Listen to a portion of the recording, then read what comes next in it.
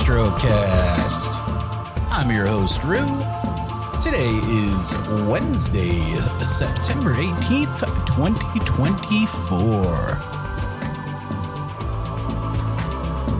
A great comet approaches. Will it be as epic as Neowise? Possibly even Halley? Doubt it. That's just my thoughts, but being that looking in Stellarium, it looks like it's going to be about 4 degrees off the horizon for best viewing. I have a hard time believing this is going to reach like Hale-Bopp type levels from my childhood or even Halley's Comet, as some have suggested. I don't really see how that's possible if a comet's only 4 degrees off the horizon. I know Neowise was pretty low on the horizon when it came around in 2020. And depending on who you ask, that was our last quote unquote great comet. I didn't get to see a Neowise, so I can't really speculate on it. I've seen photos of it. It looked incredible, but I distinctly remember Hale-Bopp when I was a child. That was incredible. First of all, it was not super low on the horizon. It was up high enough at an altitude closer to like the ecliptic. And I can't remember exactly where it was in the night sky, but I know it was up high enough to be in that area of the ecliptic as far as, altitude is concerned. And it was there for several weeks, if I remember correctly. And I'll have to go and look it up to see if my memory is serving me correctly, but I do remember it being there a lot longer, than 3 or 4 days, which is really kind of what Tsuchinshan-Atlas is looking like it's going to be. So the way this is going to work for all of us in the Northern Hemisphere is come about September 27th, we should be able to view Tsuchinshan-Atlas. And if you want to look it up in any of your apps, it's the scientific name is C2023A3 Tsuchinshan-Atlas. And it's going to start reappearing over the horizon just before dawn. So depending on where you are, if you're further down south, you might have a little bit of a better view. If you're in Florida or Georgia, you'll be a little bit better off than me just because you're a little bit further south. But just looking at Stellarium, it makes me nervous because I don't have any horizon around here that's, visible to 4 degrees. And I've been looking a little bit lately. But it's really hard to find, those types of views. So, if the weather's really nice, I could potentially see, if it's indeed ends up being a really spectacular comet, I could definitely see myself heading up to the mountains, one night and then, rising early to see it in the morning sky. It's only going to be visible for a very short period of time each morning, though. And then it's going to peak on October 2nd from the looks of things. And guys, this could really be an incredible comet, depending on how it behaves. If everything goes the way that a lot of people are thinking that it's going to, then it might end up being, a very easily naked eye visible comet. The only reason I say it wouldn't be as great as a Hale-Bopp or Halley's type comet, Halley's, however you say it, is just because of the altitude. That's the only part that makes me nervous. So if you would like to see an amazing comet, potentially, I'm going to say potentially because we all know that, sometimes we predict great things with these comets and then they end up not being so great. That certainly is possible with Tsuchinshan-Atlas. But, I would plan now if you were, thinking about if you're in a similar situation like me and you don't have a eastern facing horizon that is clear to 4 degrees, then you'd probably want to start planning now to where you want to go. And what I would recommend doing would be something similar to what I did whenever I was aurora chasing back in May. If anyone remembers on May 10th, when we had the incredible G9 storm come and cause, aurora all across the entire Northern Hemisphere. Anyway, what I did was I got on Google Earth and I combined that with light pollution map to find an area that was suitable, kind of like out in the middle of nowhere, nice dark skies. And with a comet in particular, dark skies can make all the difference because, a good friend of mine, my oldest friend in the world, actually, he distinctly remembers seeing Hale-Bopp from Charlotte as a child. And then also when he went out to the Tiger River, which is a river down in South Carolina that's unfortunately been way overbuilt and it's not as beautiful as it was when we were kids. But that's for a different story. But when he was a kid, he saw it in Charlotte, and then he went out to see it at the river, which was in the middle of nowhere at the time. And he said the tail was easily 3 times as long out there under those very dark skies, which, knowing what I do and what you guys do about astronomy, the viewing is always better the darker you can get. So, I would advise, try to get to a high area with a low eastern horizon. You definitely want to get above the tree line if at all possible. Just because, like I say, looking at Stellarium, depending on where you are, your best view is going to only be 4 or 5 degrees above the horizon. Now, all that said, if you can find a spot that is 4 or 5 degrees visible, you might be in for a really spectacular view of this comet. And it would certainly be something that you would want to be able to take a photo of if you're into astrophotography, like I'm sure you are if you're listening to this show. It would be a spectacular target to get some images of. So start planning now. If it's something that you're interested in seeing, some people are saying this might be the comet of the century. We never know if that's, definitely going to be the case or not. Certainly it could be the comet of the decade of the 2020s. So it's definitely something worth seeing if you get the chance to. As far as photographing this comet, if it ends up being one of the really beautiful ones with a nice, visible tail, particularly if it's something that ends up being clearly naked eye visible, it will be very, very easy to photograph, all things considered. You don't necessarily need to bring an equatorial mount and a telescope and all that sort of thing. I love good close-up shots of comets. Some of the ones that I've seen on Astrobin are absolutely jaw-dropping.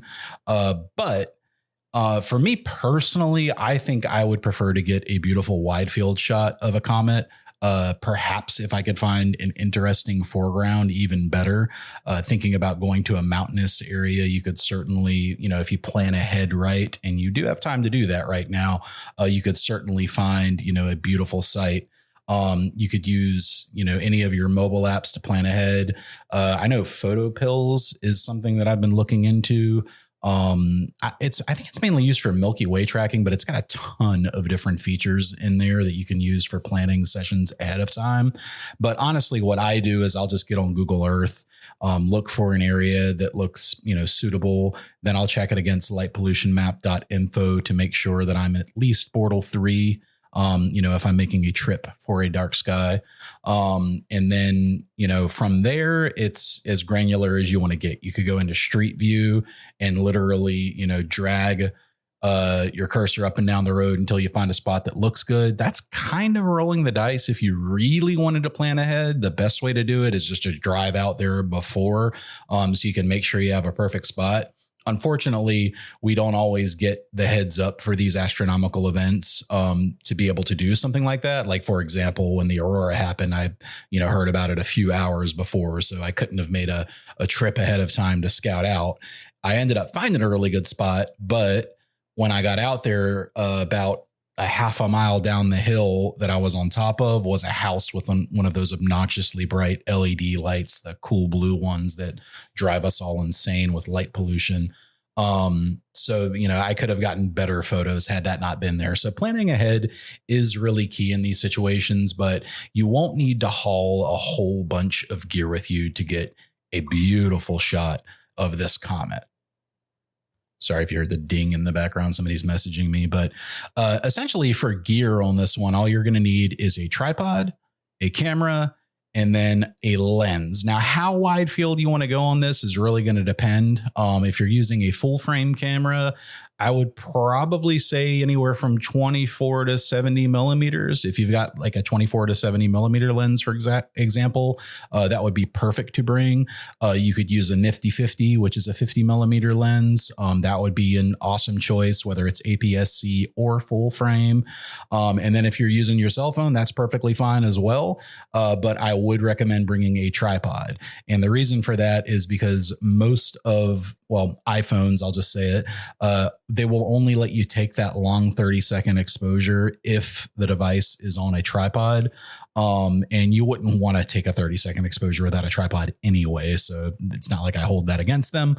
Or if you're using your Samsung, obviously you can manually set the shutter speed to whatever you like. You could also use astrophoto mode, although I'm not sure how that would work with comets in particular. I would probably just stick with manual camera mode.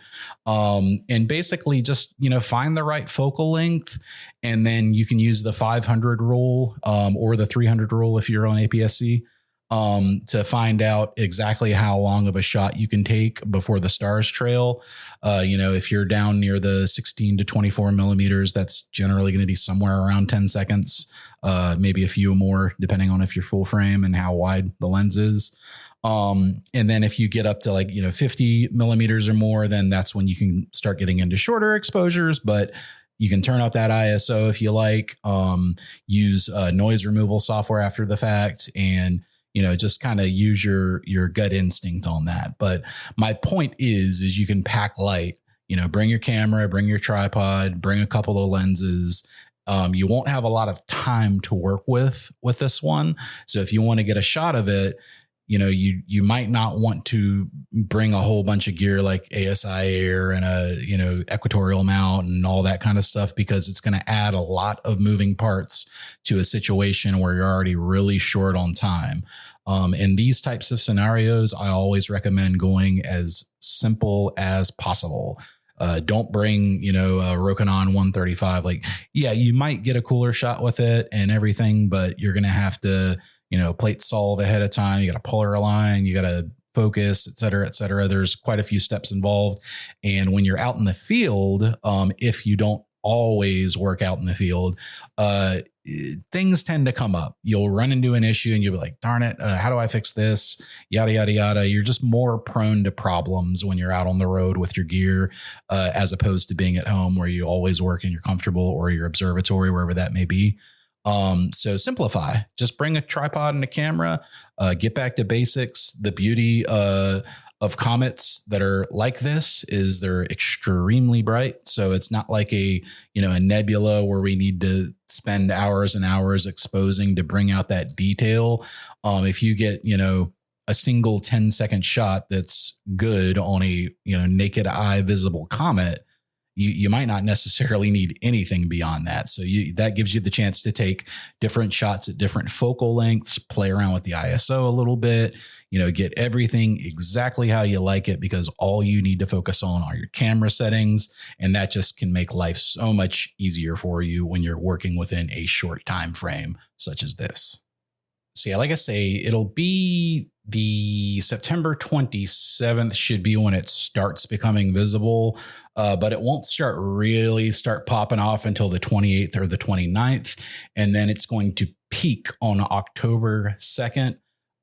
If you can get a low eastern horizon on October 2nd and be out there shooting from 6 a.m. until the sun's up, you have the chance to get a really spectacular photo. So plan ahead now. And if you end up getting that shot, please send it to me, or tag, at the Astrocast, or hashtag the Astrocast on Instagram.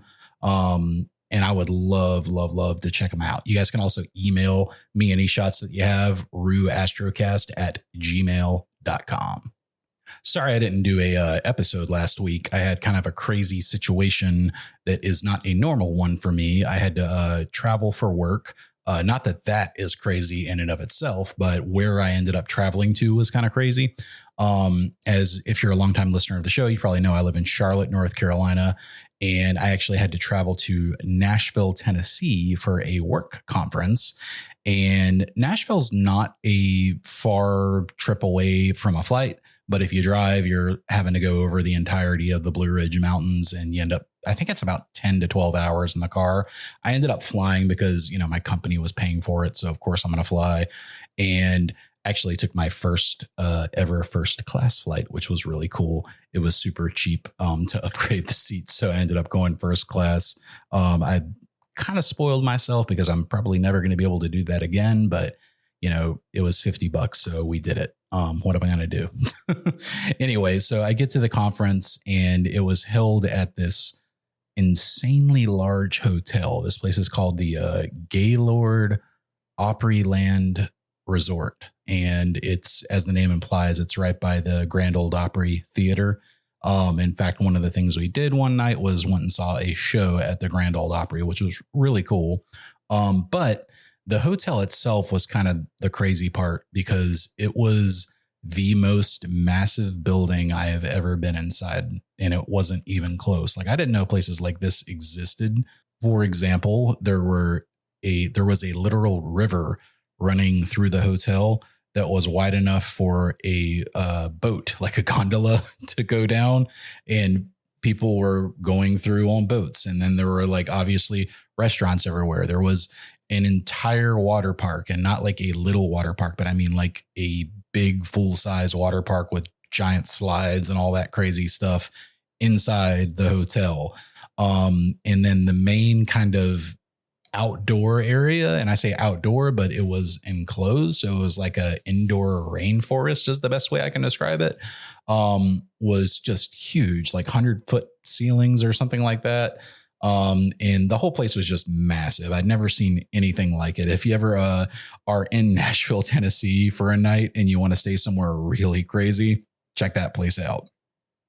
So while I was there, I woke up the first night that I got there. I got there on Monday, fell asleep, after doing a few things. And then I ended up waking up at like 3:30 in the morning on Tuesday morning. And me and my wife are both people who, once we wake up, we can't really fall back asleep because our brain just doesn't work that way. If you're one of those people, you know exactly what I mean. As much as I wanted to fall back asleep, I just couldn't. So I figured I'd get up and walk around the hotel and explore a little bit. And me being an astronomer, the first thing anytime I'm exploring, I'm going to do is go outside and look at the stars. So I was actually a little bit thankful for my Bortle 7 sky. After that experience, I went outside into the parking lot, and mind you, you got tons of lights on in the parking lot because of it being a resort hotel and people coming and going at all hours of the night. Anyway, I looked up to see what I could see, and I think I legitimately could only see Jupiter. Like, that was it. So it was very, very, very bright skies out there. Made me thankful for what I have, even though it's not great. I was quite thankful to be able to, see more than just Jupiter in my yard. Could you imagine? Well, maybe if you're a listener of mine, you are in a situation like that. If you are, I'm sorry, because that is absolutely terrible. At least I can see the major constellations still in my area. Jeez.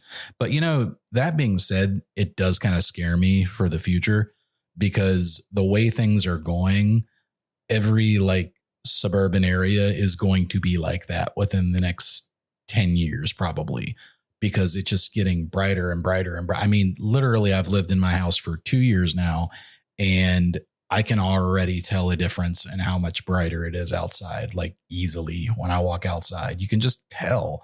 You can't see as much. And this wasn't a great area to begin with. Like I say, we went from a 6 to a 7. But now those light domes that are coming from nearly every direction, because we're kind of surrounded by cities where I am, are just rising so high into the sky that there's barely a dark portion of the zenith left at this property. And that really stinks. I did start laying the groundwork for the observatory finally. What that entailed was basically calling 811 because I need to do a dig survey before I start digging for my pier.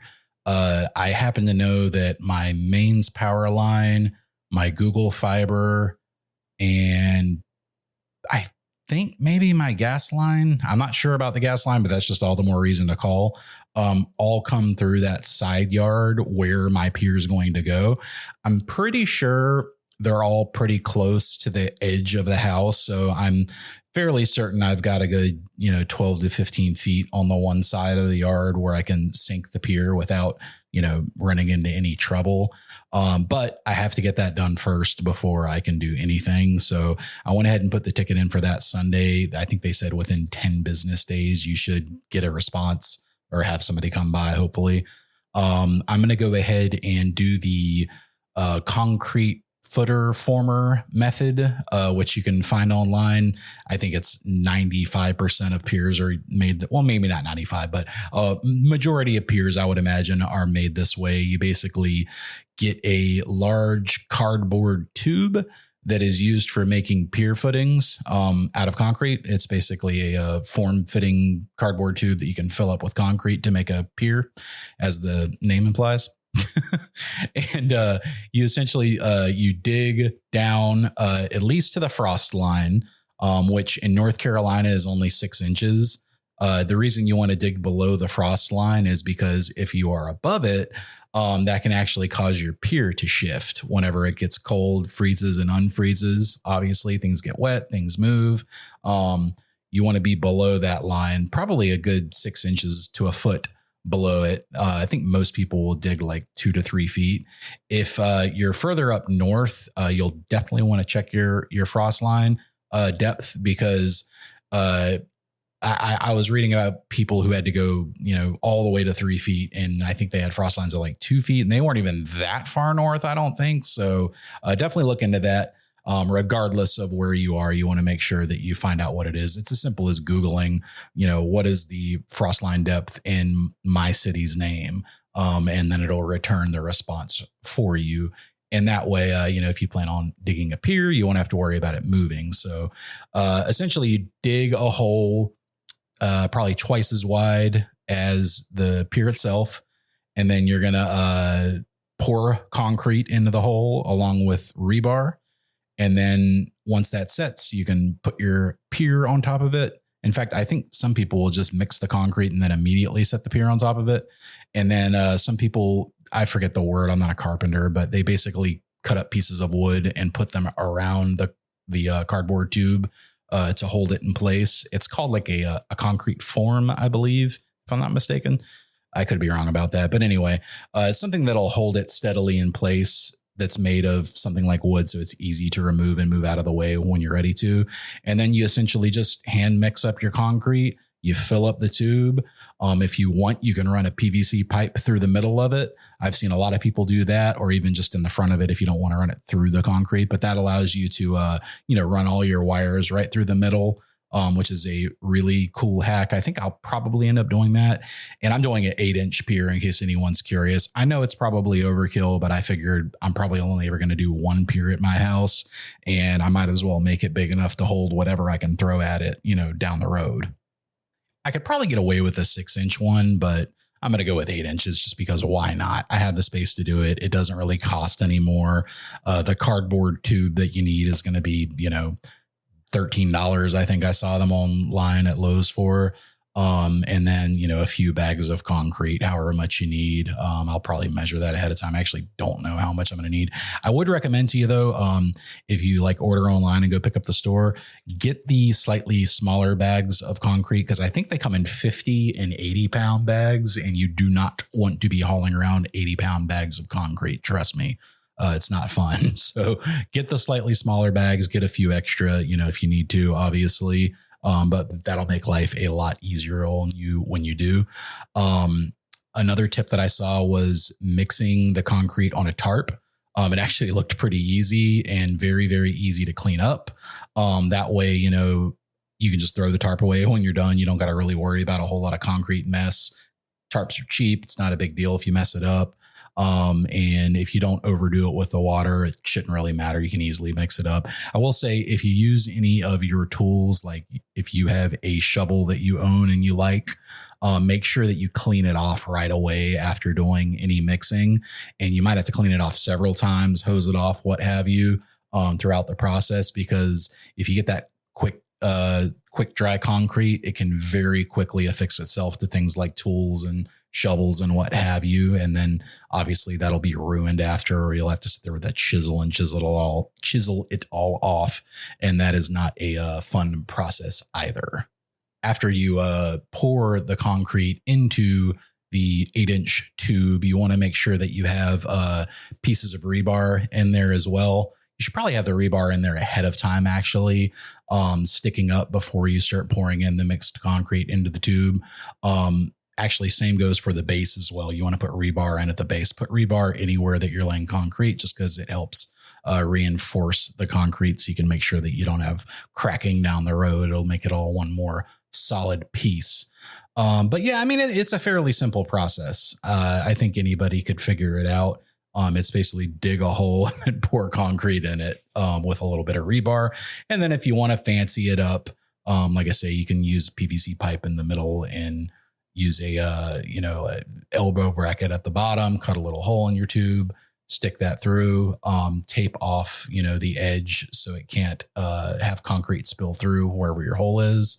And then, fill it up with concrete. And that way you have a tube running right through the middle that you can run all your cords through. I think for most people, 6 inches is probably enough. But like I say, if you're only making one, I'd go ahead and go with 8 inches. Why not do overkill in case you get a huge telescope with a giant mount down the road? You just won't have to worry about it. So afterwards, you get a pier head. You can attach it with M12 screws, I believe I saw most people use. There are a lot of different ways to do that. You can watch any number of YouTube videos and they'll tell you exactly how it's done. I think I'm going to go with the steel plates method that I saw on Luco Matico's video. He actually uses 2 steel plates. He runs the screws through the plates, and then he has essentially a tripod head on top of it that the mount sets on. I think he even just took the head off of his existing tripod that his mount, already sits on, and then just attach that to the top plate. So that's a smart way to do it. And the reason you want to use 2 plates and have screws going between each of them is that allows you to level it after the fact. You can tighten up a nut on, one corner and then it'll raise up on that side, while you're setting it and, setting those screws into the concrete. You want to make sure you have a level when you're doing that, because you do want to get it as level as possible, but you'll never get it perfectly level when you're first setting it up. And by having those plates that are adjustable in nature, that allows you to make it perfect after the fact, which is going to be a big win for you if you end up an inch low on one side. I saw a few other methods that I thought might work just fine too. Depending on what your situation is, if let's say you're renting a house, for example, and you don't want to sink concrete into your property because your landlord will kill you, you could dig a hole and sink a 4x4 in it, just in the dirt. And then you could mount on top of that. It's probably not going to give you, as great of a situation as a concrete pier would, but I guarantee it'll work just as good as a tripod if you sink it properly and get it low enough. And it's not too big of a telescope. If you're using something like an 80 ED or smaller, maybe up to like a RASA or like a small SCT, I'm sure it would be fine. So if you rent your property and you don't have the ability to sink concrete under the ground, you could certainly try a 4x4 and then just cut it to the length that you need and set your head on top of that. The other cool method that I saw was using cinder blocks. So basically laying them, is it on their side? Which way is it that makes them stronger? I read about this on their side. Yeah, it's on their side. So basically the part in the middle that goes up and down is literally going up and down, because if you put it on its side, it loses that extra strength. But anyway, you can use cinder blocks and then bond them together and even fill them up with concrete if you want to. And then place the head on top of that. I actually thought about doing it that way to begin with, because I do have a bunch of cinder blocks lying around here that I don't need, left over from the in-law edition that we did last year from my mother. But I thought the concrete tube method would be better and look better overall. So I decided to go with that. But if you've got cinder blocks lying around and you want to make a pier, you could certainly use them to make them. So that's why I figured I would mention it to you guys. And just real quick, I know I touched on it earlier, but this kind of goes for anyone. Before you ever dig, unless you're like in the middle of nowhere and you know, I'm in a field and I'm setting my pier up here, I know I'm good. Make sure you call 811 ahead of time just to check for the locate. If you're not in the United States, check with your, local authorities on digging, but most developed areas have a location program where someone from the county will come out and scan your ground for you to make sure that there's no cables, gas lines, water lines, etc., running under the area where you're planning on digging. And even if there is something there, a lot of times if you just call the utility provider, they will relocate it for you free of charge. We actually had that done when we were building my in-law suite. We had to have the power and the fiber line both rerouted, and they didn't charge us anything to do it. So, don't worry if you call and get a locate done and they say, sorry, but this is in the way. Give the actual utility provider a call and see if they'll move the line for you. A lot of times they will if you ask nice. I kind of speak on digging as an authority because the first person that we hired to build our in-law suite that we ended up firing shortly after, he never called 811 before he brought a bobcat out to my property and started digging and hit a mains power line. We're lucky nobody got killed on my property that day. He actually hit the mains power line, cut it right in half. All the power went out in the house. I fired him that day. So make sure you call 811 or whoever your local digging company is, not just because it's the right thing to do, but it's the safe thing to do. I don't want anybody to get hurt trying to dig a pier. It takes 2 seconds to call in a locate. Might take a few days for them to show up and get it done, but always better safe than sorry. I'm going to stop for a moment here and give a shout out to our newest Patreon member. It's actually a friend of mine. His name is Mike Carbone. We actually met through the Astrocast and we do talk occasionally. And Mike decided to go ahead and join up with us, which brings us to, I think, 9 different folks that we got on the Patreon now, which is super duper cool. So happy to have you here, Mike. Thank you so much for joining. Mike immediately jumped into our group Discord chat and met up with some of the others that we talk to on a fairly regular basis. I feel like the Discord is getting a little bit better as far as content is concerned. But it's certainly cool. And we were actually all talking last night, and what came up after a little bit of discussion on what everybody was up to lately with astrophotography was I actually want to do a star party one day for listeners of the podcast. So it's going to be a little ways away. Obviously, I want the show to develop a little bit more, and that's really something we're going to do when we get more listeners, frankly, because right now, if we did it, I know not everybody can come that would like to come. And it might be a pretty small group, frankly, if we did it right now, if only, 5% of listeners come. I have no idea, how many people would show up if we did something like that. And we also need to find the most neutral location that we can in North America. I certainly wouldn't mind traveling, but I would want to get like an idea of how many people would be interested in doing something like that. And then, try to find a nice, dark central location based on that. So kind of a cool little teaser. Like I say, look for me not to talk about this again for a little while. It's not like I'm planning on doing it in the coming winter or anything like that. Honestly, probably at least a year away from doing something like that. And if and when we do it, I want to be able to give you guys like a good 6 months heads up on it. So everybody has ample time to plan if we end up, doing it. So just something to think about, kind of put it in the back of your head and, just consider if we did do something like that, would you be interested? You can always feel free to shoot me an email at ruastrocast@gmail.com if I wanted to get like an early pulse for if there would be interest in doing an Astrocast meetup star party. I would love to hear from you guys on that. So big shout out to Mike Carbone. Thank you so much for joining the Patreon. You guys are officially paying for the hosting of the podcast. So I still pay for all the software and hardware and Adobe subscriptions and everything, but I make enough through the Patreon now to pay for the hosting of the podcast. So thank you guys so much for that. It really means the world to me. You're helping spread the word of the show in more ways that you could possibly know. So thanks again.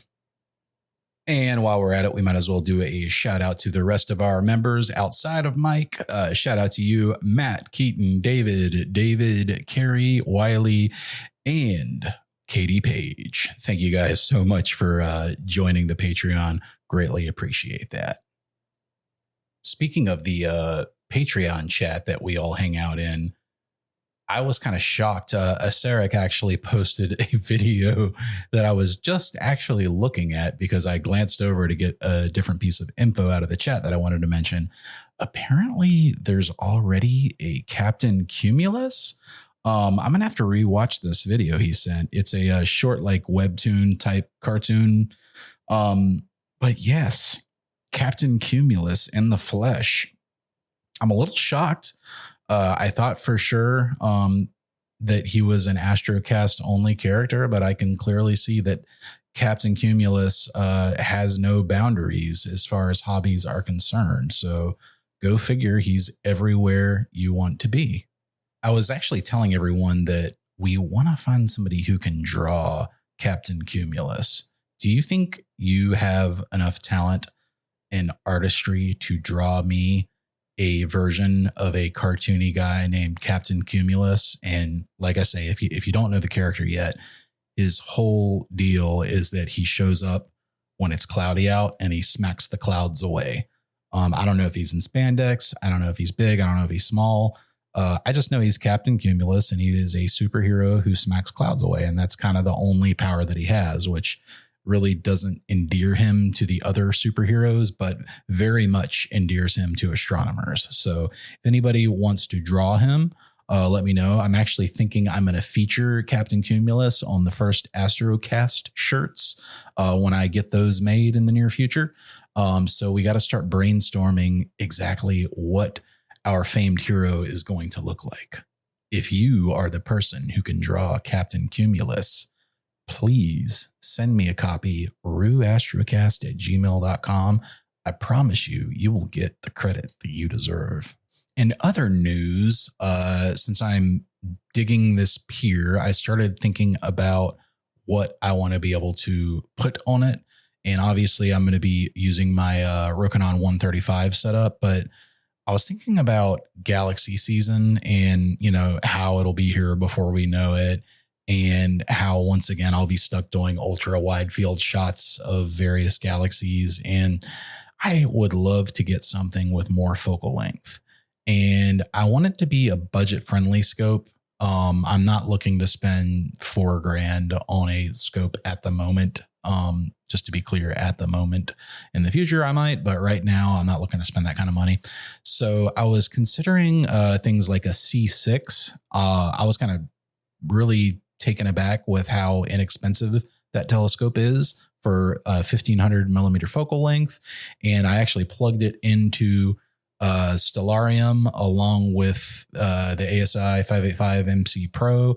And you talk about a great focal length for shooting galaxies. It framed up perfectly on a lot of the smaller ones. The pillars looked incredible. And I actually saw somebody else using a CEM 26 with the C6 and getting excellent results as far as guiding is concerned.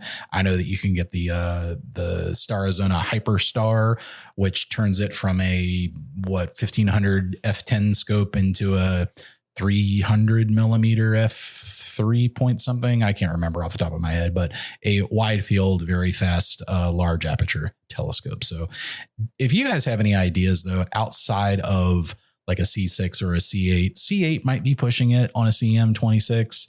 The C6, I definitely think I could handle. I also looked at the the Carbon Star, which I believe is made by Apertura. It's a newer scope that they have. It's an imaging Newtonian, but they have supposedly solved a lot of the issues with the older Newts. As far as like focuser is concerned, they added baffles on the interior so you don't get those reflections in your images.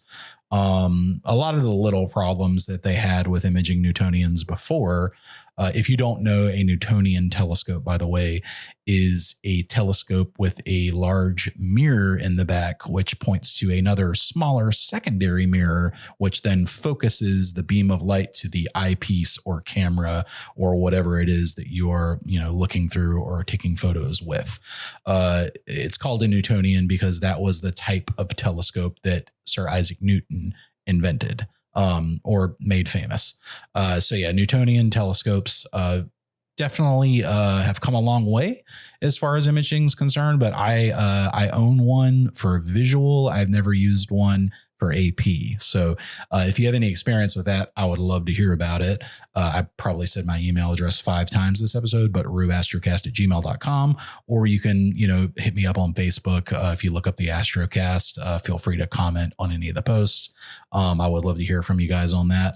I'm just looking for, what could possibly be a good scope to get me through galaxy season, have a lot of fun with, maybe check out some planets. I'm not looking to get incredible results on planets, but something better than my current 450, millimeter scope can do would be awesome. So, another thing I've wondered about with planetary is I know that you can use a Barlow along with a camera, obviously, to increase your effective focal length, get a much closer view of the planets. Does anyone ever use a Barlow with deep space stuff, or would that be silly? Honest question. I just don't know if anyone has done that or not. I suppose I could just Google it, but I would assume no. I would imagine a Barlow would degrade the image quality too much, but I don't know. It'd probably be something that I would at least try to do just because I like messing with stuff, even if it doesn't produce, a perfect image. I still like to, see what I can see. And if I could get a, super close view on a really tiny galaxy, even if it's not something that I would want to share with the public, just to see it might be neat. So I'm just curious if any of you guys have ever done that with any of your larger telescopes. So those are kind of the two that I'm thinking about. The Celestron C6, maybe C8, and then the Apertura Carbon Star. So if you can think of any others that might be worth considering, I would certainly love to hear about it. So like I say, ruastrocast@gmail, or hit me up on Facebook and let me know what you think would be a good budget-friendly telescope for the upcoming galaxy season. Tonight is actually, I believe it's tonight, is the partial lunar eclipse, which is going to be a really cool thing to see for those of you that are lucky enough to see it. Unfortunately for me, I will not be able to see it because we had a tropical storm come through yesterday, and it's still kind of working its way through right now, even though it's not pouring down raining anymore. It is very, very cloudy out, so I probably won't be able to see it. I'll still try to have a peek later. Maybe I'll get lucky and get a break in the clouds, but more than likely I won't. If any of you guys got cool shots of it, please post them and tag me or send them to me, because I would certainly love to see them. It's funny, I had a period of about 2 weeks where we had really good, all things considered, good clear skies. And it was actually around new moon too. It was the 2 weeks leading up to and after new moon. And it was almost like the gods came down and just gave me a little taste of something awesome, and then immediately took it back away because it's been nothing but clouds ever since that little 2 week stretch with clear skies ended. I will say it is feeling a lot better out. We're pretty much done with the 90 plus degree days here, I think. I do believe we're pretty much rolling into fall at this point, which is a great thing because it was a miserably hot summer for, I think, most of the country. I mean, let's be honest, it's just getting hotter and hotter every year. And that's probably going to keep happening, unfortunately, unless we do something about it. But that is not a discussion for this show. I hope that you are taking advantage of the clear skies if you've got them right now, because like I said, a couple weeks ago, this is a super, super cool time of the year to be doing astrophotography, because you can still get, a lot of the summer targets. And then if you stay up late, you can start getting into the winter targets as well. I know I am going to plan on getting my best version ever of the Pleiades this year. That is kind of my big goal for the winter. I have a past version of the Pleiades that's pretty darn good. It's got a lot of beautiful nebulosity in it, but I would like to get one that shows the almost cloudy, like wavy, dark nebulosity all around the Pleiades. I don't know how many hours I'll need to get that kind of view, but I would imagine it's a lot more than the, I think 4 hours that I have on my current best of the Pleiades. And then I'm also planning on doing a mosaic of Orion. And that is all going to depend on me getting this pier installed and set up before, true Orion season rolls around, which is relatively early in the night. You can start imaging him. We'll see how that goes. I certainly think I should have it all built by, within the next 2 weeks if everything goes as planned. So yeah, that'll be pretty fun to do. I love the Pleiades. It's an absolutely beautiful target. I love those blues that come out after a, good long exposure session. It's one of my all-time favorite targets. I think it's really one of the first things that we can name and find easily as astronomers when we start really getting into it. I think a lot of people know the name the Seven Sisters, but might not necessarily truly know where the Pleiades is if they're not astronomers. I know that I knew the name before I got into astronomy, but I couldn't have pointed it out to you in the night sky. If I happened to see the Pleiades, I would know what it was and say, oh, there's the Pleiades, da, da, da, da. But, I didn't know what time of year it was up. I didn't know, where it was located, et cetera. Like I started to once I started to learn astronomy. So it's got a near and dear place to my heart just because I've known about it for so long, probably most of my life. And I want to see if I can get a even better image of it. So hopefully we will all be able to do a lot of that over the coming winter. As for the mosaic that I want to make, I think it's the one that everybody wants to make of Orion, get the entire, Bernard's Loop, the Horsehead, the Flame, the Great Nebula in Orion, and basically just I want to get from Betelgeuse down, you know what I mean? I want to get the whole thing in there. I think I'll probably end up using the 135 to do it. I've gotten some beautiful shots of the Horsehead Nebula and Flame Nebula along with the Great Nebula in Orion together in one frame using the 135. And if I were to just simply expand on that with a mosaic, I could probably do like a 4-panel or maybe a 6-panel mosaic, depending on how high I need to go. I'll have to look and see. But luckily with the, the ASI Air, it's actually built in. You can use Nina, of course, to make them.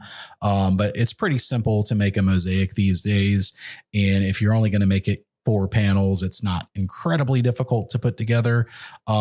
Maybe we'll have an episode one day on mosaic making, if that's something that you guys are interested in.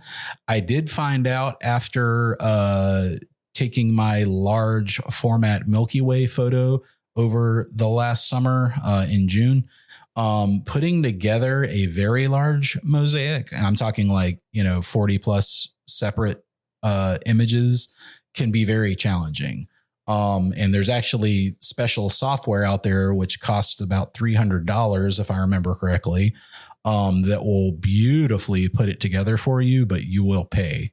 There are other methods, of course. I ended up using another method because I wasn't going to pay $400 for that particular piece of software, just because really I was only going to do the one mosaic and I don't have another giant one planned like that until next year.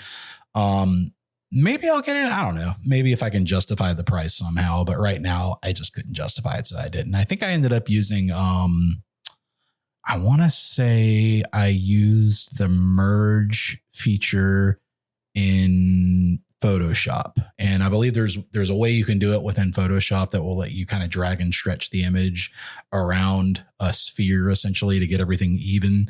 And then it'll, give you the full printed version afterwards. It worked well enough. It wasn't perfect, but to the layperson looking at the image, they wouldn't know anything was off at all looking at it. It just looks like the entire Milky Way going above me and my buddy and my truck and our little campsite. So it's a pretty awesome photo. I love it. It's got like some high altitude clouds, which were there the whole week, unfortunately.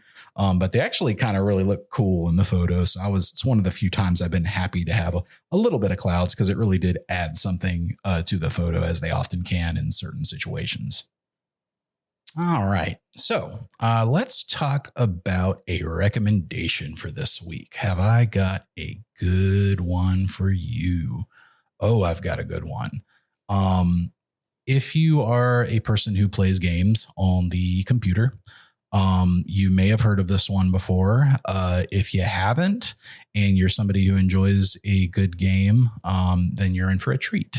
The game is extremely popular right now. It is called Satisfactory. It is a really, really awesome, really, really addictive, let me play for 10 more minutes. You sit down and all of a sudden it's 4 hours later kind of game. I actually was one of the first people to get it in early access 5 years ago. Me and a couple of my friends played together quite a bit in early access. And I got to a point where I could see that the game had just really incredible potential. And anytime I see that in an early release game, I tend to step away. For example, Baldur's Gate 3 was one of those games that came out in early access quite a bit, not 5 years before the full release, but quite a while before the full release. And I didn't want to spoil that game. So I said, okay, let me just step away.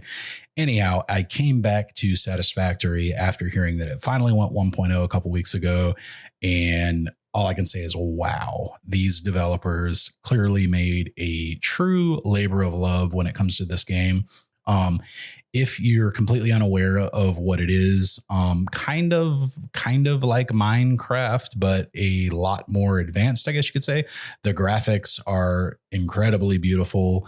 You get dropped on a mystery planet working for this mysterious company called Fix-It Incorporated, and you're basically harvesting supplies from the planet, and then you are automating a factory, as the name would imply, to build different parts. And then, you put two parts together and it turns out that they can be put together to make a even more advanced part. And you, without spoiling too much, you basically, after a early bit of stuff happens in the game, you build a space elevator to ship things back up with.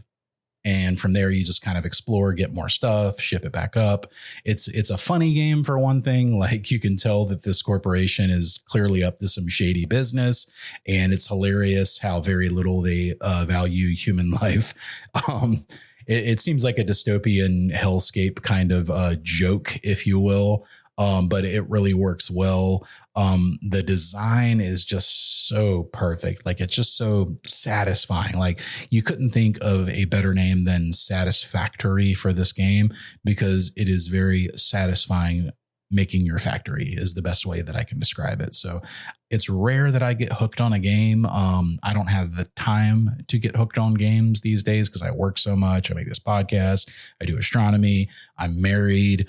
There's not a lot of time for me for games, but a game like Satisfactory, you will find yourself making time for. I think it's only like $30 right now. It's on sale. I can't believe they're not selling this for $60, maybe even $70. It's worth every penny of $70. I can tell you that with no doubt. So if it's something that you think might sound mildly interesting, go watch a couple of review videos, YouTube videos, or what have you. And then if you end up playing, let me know. If you end up making an incredibly awesome factory, message me at the Astrocast on Facebook, and maybe I'll swing by and check it out with you. Oh, and as a reminder from a few weeks back, I recommended the last video game was Thank Goodness You're Here. If you didn't get a chance to play that one, still highly recommend that. I think it's like $20 and it's like a, 4-hour experience maybe that you can play in one night. If you sit down early, that's also a great game. Completely different than Satisfactory, but definitely worth playing. One of my favorites of the year, no doubt. All right, guys, I think that is going to just about do it for us this week. I appreciate you letting me take last week off. You guys are tough bosses, but I love working for you. I want to give a quick shout out to our kind of sponsor, High Point Scientific. As always, I'm going to be posting the link in the show notes. If you guys are interested in buying any gear, High Point Scientific is an excellent place to do it. I actually partner with them for an affiliate link. So if there's ever anything that you need to purchase and you would like to support the show by spending not $1 more than you would otherwise, please feel free to use my affiliate link. I'll have it in the show notes.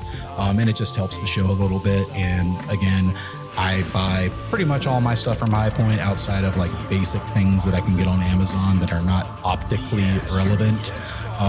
Like a dew heater or something like that. I always will recommend that you guys get that the cheapest price possible.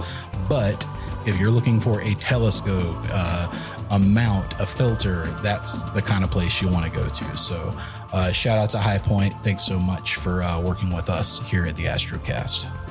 All right, guys, so I am going to go ahead and get out of here. I hope that you have enjoyed this hour together. You have been listening to the Astrocast. I am your host, Drew. Thank you so much. I hope that you have clear skies.